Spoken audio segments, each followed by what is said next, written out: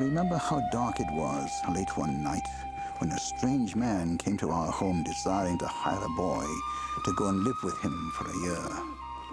My family had immigrated to Utah from England a short time earlier, and I was still a lad yet to be 14.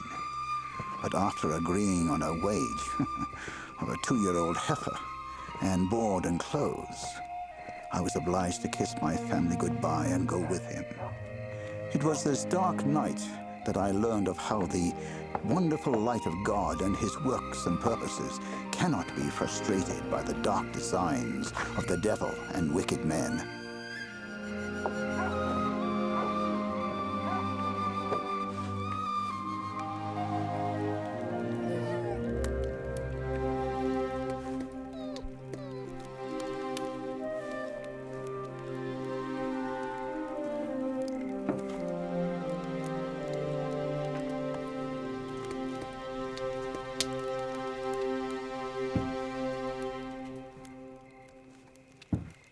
Can you read a little more?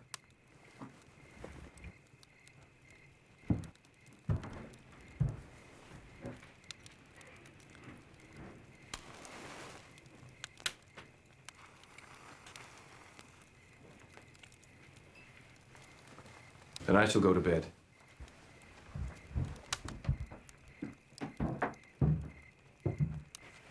This is where you will sleep.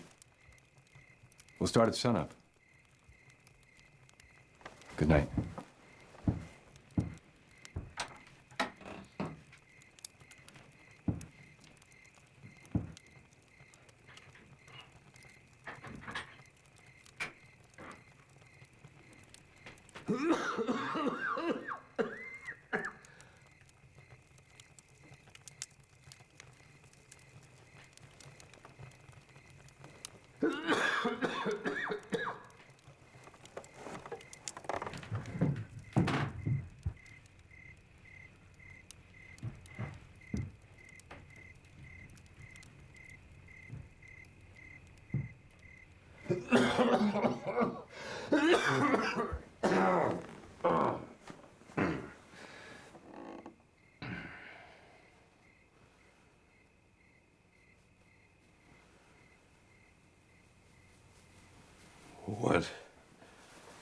What is your name? William. Pilkington. I'll call you Willie. You're an immigrant? Yes, sir, from England. Are you a Mormon? Yes, sir, and my family as well.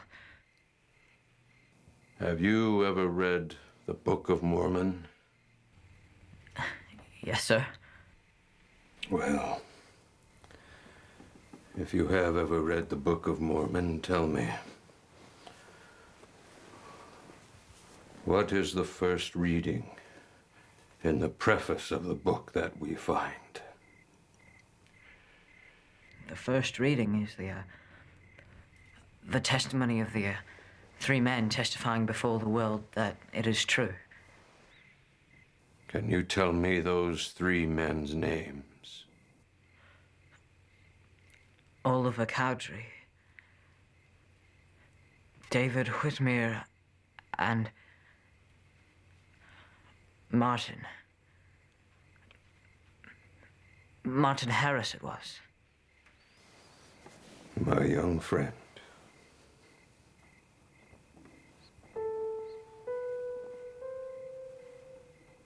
I am Martin Harris, one of the 3 witnesses to the authenticity of the Book of Mormon.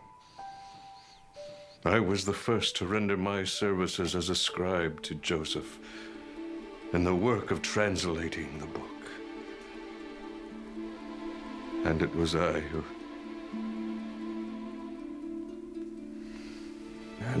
who was the cause of the circumstance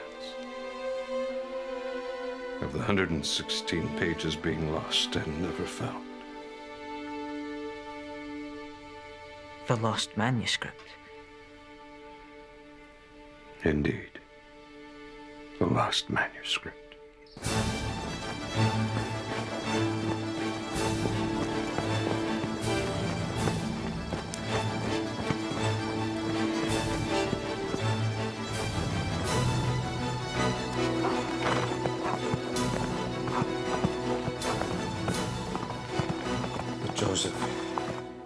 threatened to put me out of the house.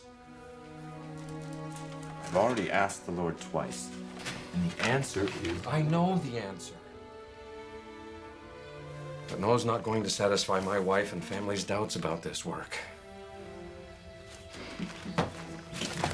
I've got to convince them that I am not wasting my time and means if I'm to continue.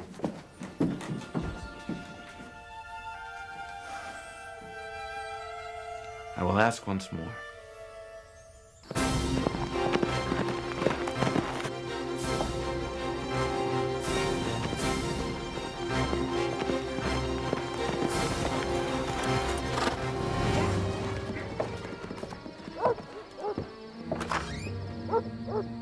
Both he and the Lord having grown weary of my pleas, I was allowed to take the manuscript at Joseph's and my own peril.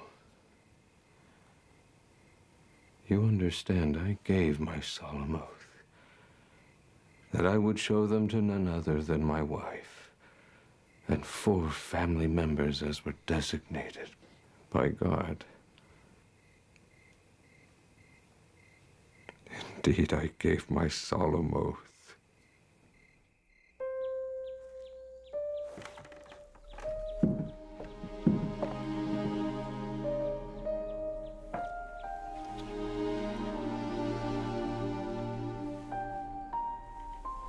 Children, will you be seated?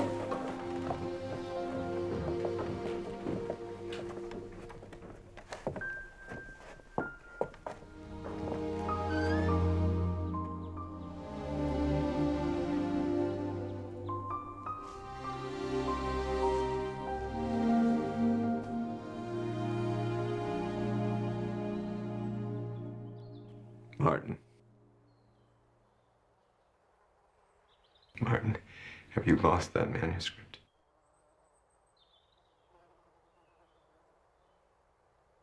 Have you broken your oath?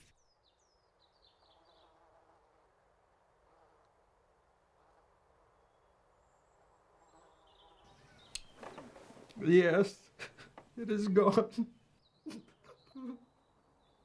All is lost.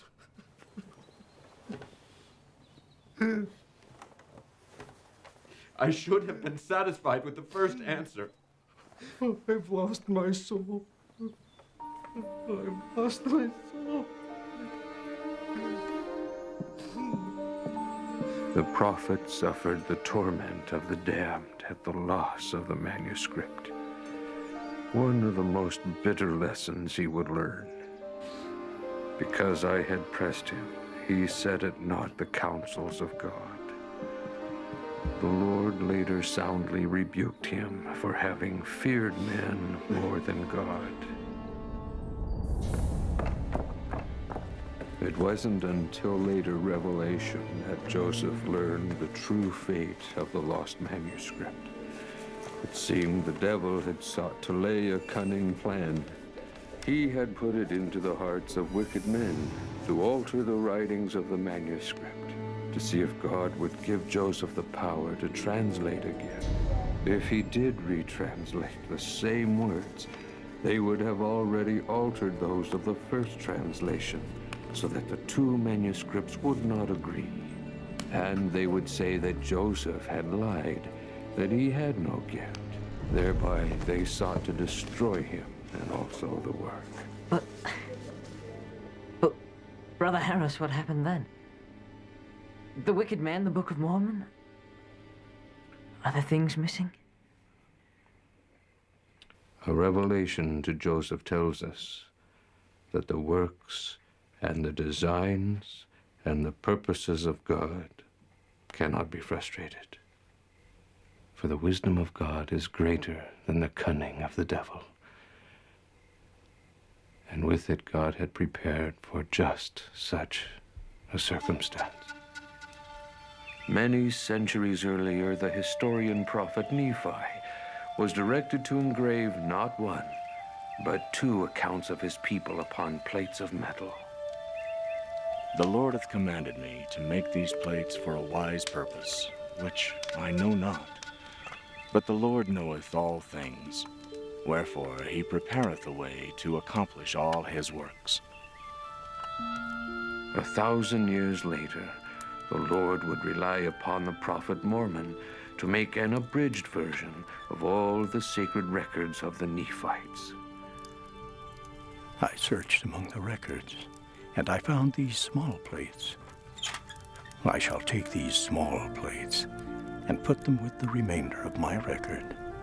And I do this for a wise purpose, according to the workings of the Spirit of the Lord which is in me. And now I do not know all things, but the Lord knoweth all things which are to come. Wherefore he worketh in me to do according to his will. And thus the words of the manuscript that went out of our hands were never redone. After that, Joseph was told in Revelation to translate from these small plates instead, thereby thwarting the plans of the wicked men. But I was never permitted to write for the prophet anymore. Oliver Cowdery did the rest of that. Brother Harris,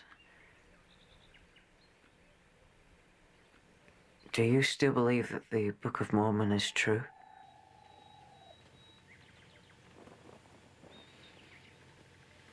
Just as sure as you see the sun shining,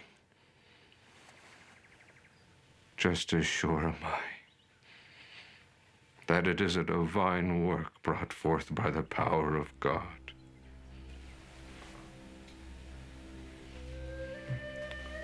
Remember, Willie,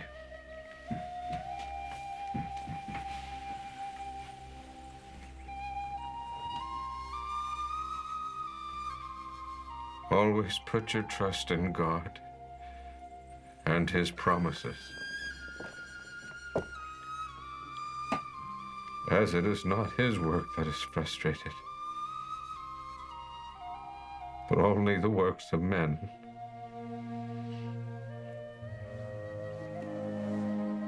When God makes promises to us, he is able to fulfill them. And he will fulfill them.